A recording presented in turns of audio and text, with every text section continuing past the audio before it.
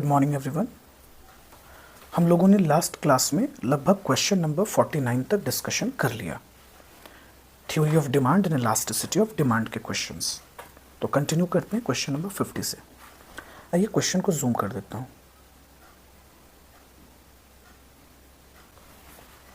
देखिए question number 50 क्या कहता है।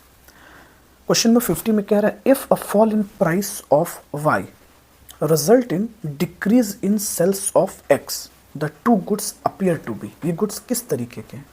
देखिए कितने अच्छे से आपको घुमा रहा है इस क्वेश्चन में।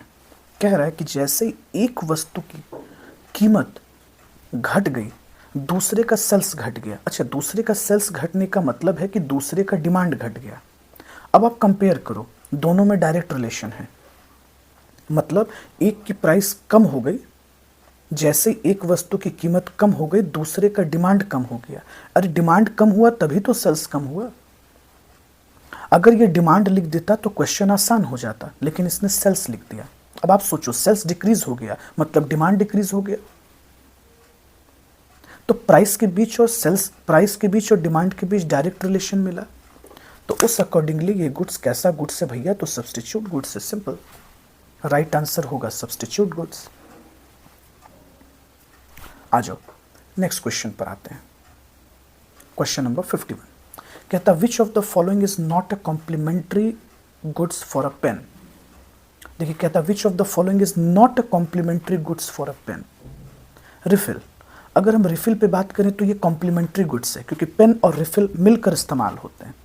Paper pen, paper notebook. तो अगर हम बात करें रिफिल पे तो ये भी कॉम्प्लीमेंट्री गुड्स है, पेपर भी कॉम्प्लीमेंट्री गुड्स है, नोटबुक भी कॉम्प्लीमेंट्री गुड्स है। तो ये पूछ रहा है कि इसमें से कॉम्प्लीमेंट्री गुड्स कौन नहीं है? कौन नहीं है भैया? तो राइस हमारा कॉम्प्लीमेंट्री गुड्स नहीं है। ओके, तो राइट आंसर क्या हो गया हमारा? राइट आंसर हो गया डी। ओके, तो D is the right answer. Confuse मत होइएगा, राइट आंसर आपका डी है। आइए नेक्स्ट क्वेश्चन पे आते हैं, क्वेश्चन नंबर 52। देखिए क्वेश्चन नंबर 52 में क्या कह रहा है। Dash goods are the goods which can be used with equal case in a place of each other. मतलब दोनों एक दूसरे के बदले बराबर इस्तेमाल किए जा रहे हैं। भैया हम लोग जानते हैं सब्स्टिट्यूट गुड्स एक दूसरे के बदले इक्वली यूज किए जाते हैं। तो राइट आंसर हो गया हमारा सब्स्टिट्यूट गुड्स। तो आप ऑप्शन डी पर टिक करेंगे, सब्स्टिट्यूट गुड्स। आते हैं क्वेश्चन नंबर 53 पर। देखिए क्वेश्चन नंबर 53 में क्या कह रहा है। क्वेश्चन नंबर 53 में कह रहा है which of the following pair of goods are an example of substitute goods. Tea and sugar, tea and coffee, pen and ink, shirt and trouser. तो भैया मेरे टी और शुगर कॉम्प्लीमेंट्री गुड्स हैं, pen और इंक कॉम्प्लीमेंट्री गुड्स है, shirt and trouser complementary goods है। अब आप ही सोचो ना बच्चों, बिना चीनी के चाय बनेगी नहीं, बिना इंक के पेन चलेगा नहीं, बिना ट्राउजर के आप शर्ट पहनेंगे नहीं। ऐसा थोड़े कि कोई शर्ट पहना ट्राउजर नहीं पहनेगा, ट्राउजर पहनेगा शर्ट नहीं पहनेगा, गधा थोड़ी है कोई। तो option A, option C, option D complementary goods हैं। ये पूछ रहा है सब्स्टिट्यूट गुड्स का एग्जाम्पल। हम लोग अच्छे से जानते हैं कि tea and coffee are the best substitute. तो आंसर हो जाएगा बी। आइए क्वेश्चन नंबर 54 पर आते हैं। क्वेश्चन 54 में देखिए क्या कह रहा है। क्वेश्चन 54 में कह रहा है कि when price of substitute goods for goods x fall, demand for goods x क्या होगा? भैया जब डायरेक्ट रिलेशन है तो जाहिर सी बात है ये भी फॉल करेगा। लॉजिकल सी बात है ना बच्चे कि भाई मेरे जब दोनों गुड्स सब्स्टिट्यूट गुड्स है और एक सब्स्टिट्यूट की कीमत घटेगी तो दूसरे का डिमांड घटेगा। तो क्लियर है सभी को? मूव करें हम लोग नेक्स्ट क्वेश्चन पे। आइए मूव करते हैं क्वेश्चन नंबर 55। देखिए क्वेश्चन नंबर 55 में क्या कह रहा है। If the demand rises with rise in consumers real income, such a goods is called. मतलब इस तरह के गुड्स क्या कहलाएंगे? सच अ गुड्स इज कॉल्ड, हम क्या बोलेंगे? तो भैया मेरे सिंपल है, सोच कर देखो एक बार। ऐसे गुड्स को क्या बोलना चाहिए? If the demand rises with rise in consumer real income. भैया इनकम के रिस्पेक्ट में हम एक ही गुड्स को पढ़ते हैं। मैंने आपको बार बार बताया है इन्फीरियर गुड्स, तो राइट आंसर होगा हमारा इन्फीरियर गुड्स। चले आइए 56 ऑप्शन पर आते हैं। Giffen goods, Giffen goods normal goods है, इन्फीरियर गुड्स है, लग्जरी गुड्स है या न्यूट्रल गुड्स है? तो भैया मेरे गिफन गुड्स जो है वो इन्फीरियर गुड्स के कैटेगरी में आता है। अब क्यों? क्योंकि देखिए गिफन गुड्स में दो कैरेक्टर होता है, प्राइस इफेक्ट पॉजिटिव और इनकम इफेक्ट नेगेटिव। आप नहीं तो लिख लीजिए, Giffen goods are those goods whose price effect is positive and income effect is negative. और इन्फीरियर गुड्स का भी कैरेक्टर होता है इनकम इफेक्ट नेगेटिव। इसीलिए जितने भी इन्फीरियर गुड्स होते हैं वो गिफन गुड्स होते हैं, लेकिन हर गिफन गुड्स इन्फीरियर नहीं हो सकता। तो राइट आंसर हो गया हमारा option B. Option B is the right answer. 57 number question पे आते हैं। ओके,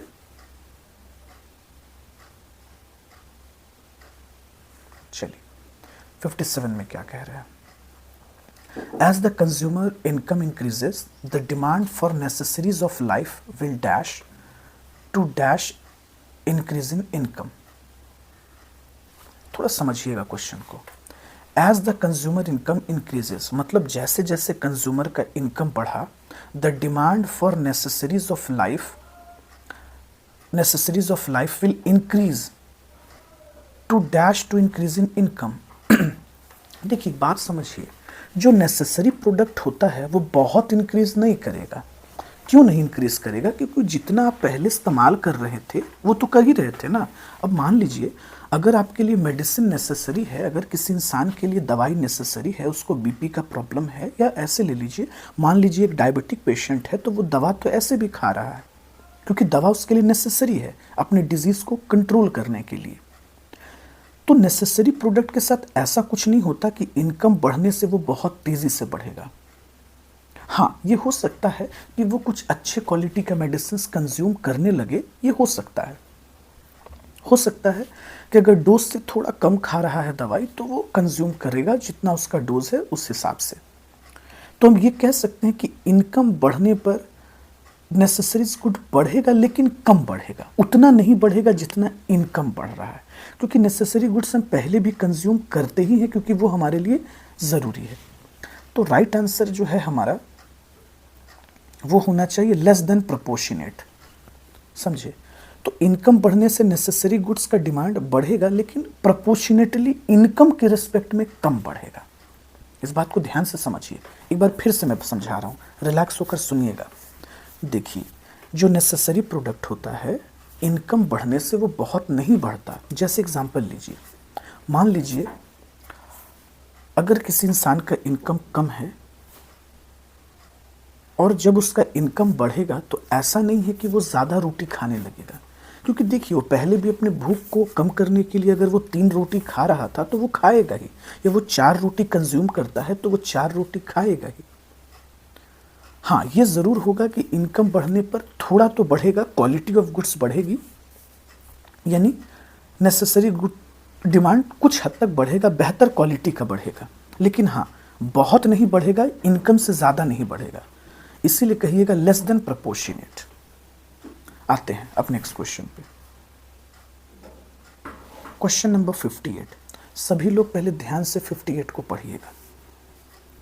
देखिए क्या कहता है, as the consumers income increases मतलब जैसे जैसे कंज्यूमर का इनकम बढ़ रहा है, the demand for comfort and luxury will increase dash to increase in income मतलब वो इनकम के रिस्पेक्ट में किस तरीके से बढ़ेगा। तो देखिए मैं आपको एक बात बता दूं, लग्जरी और कंफर्ट गुड्स जो होती है ना वो इनकम से ज़्यादा तेज़ी से बढ़ती है।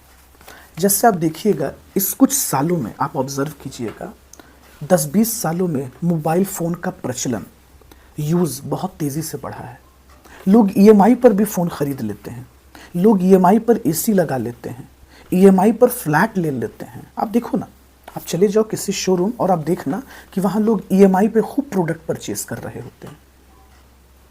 तो देखिए, हमारे कहने का मतलब ये है कि जो लग्जरी गुड्स होती है ना, जो कंफर्ट गुड्स होती है, वो इनकम के साथ बहुत हाईली रिएक्टिव होती है। वो इनकम के साथ, यानी जैसे किसी इंसान का इनकम बढ़ेगा ना, उसके अंदर नज़ाकत आ जाएगी। मतलब हम ठेठ भाषा में नहीं कहते अरे बुकरात हो गया ही आदमी। तो लॉजिकल सी बात है कि इनकम के रिस्पेक्ट में बहुत रैंडमली बढ़ता है। तो राइट आंसर हो जाएगा हमारा मोर देन प्रोपोर्शनेट। ओके, चलो क्वेश्चन नंबर 59 पे आइएगा। During the boom period in the economy, demand for goods in a general. अच्छा, जो बच्चे बूम पीरियड नहीं जानते हैं, पहले आप उसको समझ लीजिए, मैं आपको समझाता हूँ। देखिए, बूम पीरियड हम उस पीरियड को कहते हैं जब इकोनॉमी अपने पिक पर रहती है, मतलब अपने टॉप पे रहती है, जहाँ प्रोडक्शन एक्टिविटी एकदम हाई हो रही होती है, रिसोर्स का ज़्यादा से ज़्यादा यूटिलाइजेशन हो रहा होता है, यानी इकोनॉमी में अंधाधुंध प्रोडक्शन हो रहा होता है, लोग इनकम कमा रहे होते हैं। तो जाहिर सी बात है, जब इकोनॉमी अपने बूम पीरियड में होगी, रिसोर्स का पूरा यूज़ हो रहा होगा, ज़्यादा से ज़्यादा लोगों को रोज़गार मिला होगा, ज़्यादा से ज़्यादा इनकम कमाया जा रहा होगा, तो डिमांड तो राइज करेगा ना भैया। डिमांड क्या होगा? डिमांड राइज करेगा, एकदम इंक्रीज करेगा। आ जाओ नेक्स्ट क्वेश्चन की तरफ। क्वेश्चन नंबर 60 पर आना ध्यान से। देख, कहता है larger the size of population of a country. Okay, larger the size of population of a country dash is the demand for goods and services in a general. ये तो बच्चा भी बता देगा, जिस जगह की आबादी ज्यादा होगी वहां डिमांड भी हाई होगा भैया, है ना। लो कैसे होगा? ज्यादा पॉपुलेशन मतलब ज्यादा डिमांड, लॉजिकल सी बात है। देखिए, क्वेश्चन नंबर 61 पर आते हैं। क्वेश्चन नंबर 61 में कह रहा है, in the case consumer aspects steep rise in the price of potato in a future. मतलब आपको लग रहा है कि शायद भविष्य में आलू की कीमत थोड़ी बढ़ेगी।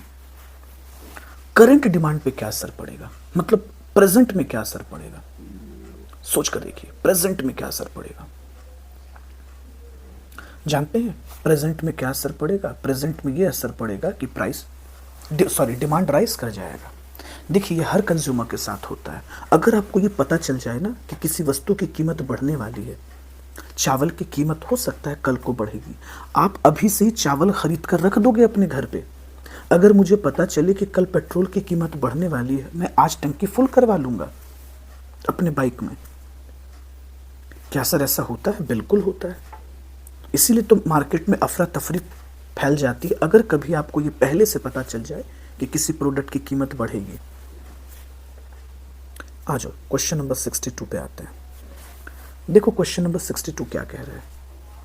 क्वेश्चन नंबर 62 कहता है, all but one of the goods demand is not affected by change in weather condition. Ice cream, woollen cloth, cold drinks and wheat. अच्छा, एक बात सोचो बच्चों, अगर गर्मी कम पड़ती है या ठंड बहुत लंबा रह जाता है तो आइसक्रीम के डिमांड पे फर्क पड़ता है वेदर का। बिल्कुल। देखिए, ठंड में बहुत कम लोग आइसक्रीम खाते हैं, मुश्किल से 1% लोग खाते होंगे। आप नोटिस करना बच्चे, अगर जिस ईयर में ठंड कम पड़ता है उस ईयर में वुलन क्लोथ का सेल डाउन हो जाता है। गर्मी कम पड़ती है, जैसे अभी आप देख लो, अभी हमारा जो मार्च का महीना चल रहा है, हम लोग बहुत लोग कोल्ड ड्रिंक्स नहीं पी रहे हैं, अभी कोल्ड ड्रिंक्स का सेल थोड़ा डाउन है। लेकिन आप नोटिस करना, जब यही गर्मी मई और जून में जब सीवियर गर्मी रहती है, एकदम हीट वेव चलता है, तो कोल्ड ड्रिंक्स की कंजम्पशन बढ़ जाती है, लोग कोल्ड ड्रिंक्स पीते हैं। तो इस तीनों प्रोडक्ट का वेदर पे बहुत असर दिखता है, लेकिन वीट का कोई असर नहीं दिखता। भैया, गर्मी हो बरसात हो कुछ भी हो, हम गेहूं तो खाएंगे, नहीं खाएंगे तो जिएंगे कैसे? तो खाएंगे, बिल्कुल खाएंगे। क्वेश्चन नंबर 63 पर आइए। देखिए, क्वेश्चन नंबर 63 क्या कह रहा है। क्वेश्चन नंबर 63 कह रहा है, if government increases the rate of indirect taxes. अगर गवर्नमेंट इनडायरेक्ट टैक्सेस को बढ़ाती है तो इसका क्या असर दिखेगा? सिंपल सी बात है भैया, इनडायरेक्ट टैक्स के कारण कीमत बढ़ेगी, प्रोडक्ट का प्राइस बढ़ेगा, सर्विसेज का प्राइस बढ़ेगा और डिमांड फॉल करेगा। ये तो बच्चा भी जानता है यार आज के डेट में, क्योंकि आप जानते हो जीएसटी वगैरह से प्राइस बढ़ जाती है। क्वेश्चन नंबर 64 पर आओ। देखो क्वेश्चन नंबर 64 क्या कहता है, if government reduce the tax on any product the demand for product. अब जाहिर सी बात है उल्टा असर पड़ेगा, जब जीएसटी कम होगी तो प्राइस कम होगा, प्राइस कम होगा तो ऑब्वियसली डिमांड पे असर तो दिखेगा, डिमांड पर इफेक्ट तो दिखेगा और डिमांड राइज करेगा, राइज। चलिए नेक्स्ट क्वेश्चन पे आते हैं, क्वेश्चन नंबर 65। एक बार आप लोग ध्यान से पढ़िए क्वेश्चन नंबर 65 क्या बोल रहा है। कहता है demand for petrol remain unchanged with rise in its price. मतलब कह रहा है कि पेट्रोल की कीमत बढ़ी और डिमांड पर कोई असर नहीं दिखा, डिमांड पे कोई चेंज नहीं हुआ। तो ये गुड्स कैसा गुड्स है, नॉर्मल, नेसेसिटी, लग्जरी, इन्फीरियर। भैया मेरे, मैंने आपको क्लास में बता रखा था कि जब प्राइस के बढ़ने और घटने से डिमांड पर बहुत चेंज नहीं दिख रहा है, रिमेन सेम है, तो जाहिर सी बात है ये गुड्स लग्जरी गुड्स है। इसको हम कहाँ रखेंगे, लग्जरी गुड्स में रखेंगे। नहीं सॉरी, लग्जरी गुड्स, एक मिनट नहीं दोस्त, लग्जरी गुड्स नहीं होना चाहिए। Demand for petrol remain unchange. अच्छा, डिमांड में कोई चेंज नहीं हुआ जब प्राइस बढ़ा। अरे यार, तो नेसेसिटी होना चाहिए। सॉरी बच्चे लोग, नेसेसिटी होना चाहिए यार, लग्जरी नहीं, नेसेसिटी होना चाहिए।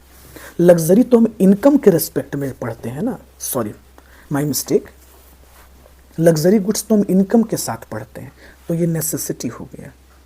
नेसेसिटी मतलब डिमांड में कोई चेंज नहीं हुआ, प्राइस में चेंज होने के कारण, तो ये नेसेसिटी गुड्स है।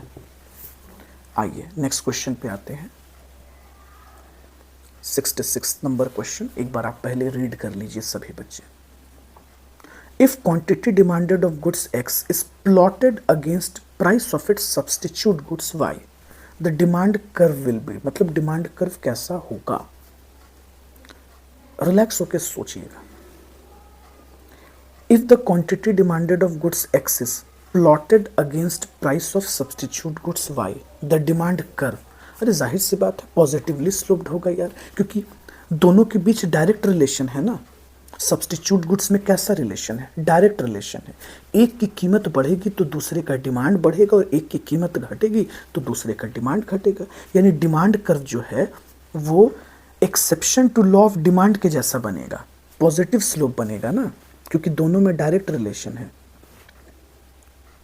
तो पॉजिटिव स्लोप बनेगा। मतलब इस तरीके से बनेगा, देखो आप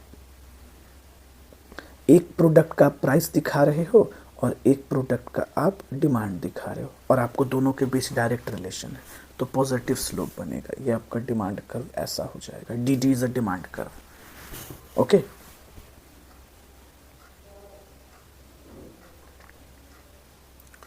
चलो कहता है कंसिडर द फॉलोइंग फिगर।